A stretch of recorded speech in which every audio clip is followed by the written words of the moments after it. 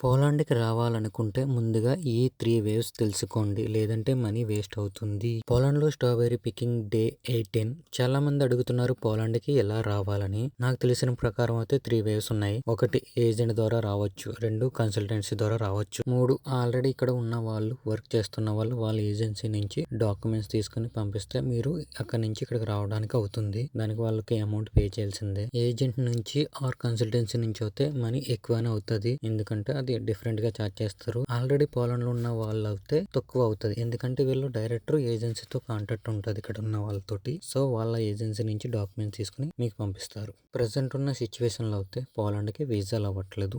So try చేసిన waste, amount loss అవుతుంది. ఈ రోజు మేము ఓన్లీ 6 అవర్స్ వర్క్ చేసాం. 6 అవర్స్ లో నేను 88 బాక్సెస్ ప్యాకింగ్ చేశాను. 88 ఇంటూ 5 జాల్టీ అంటే 440 జాల్టీస్ వచ్చినాయి. ఓన్లీ 6 అవర్స్ లోనే. ఇండియా మనీలో ఎంత వస్తుందో కామెంట్ చేయండి. మళ్ళీ డే 19 వీడియోలో కలుద్దాం.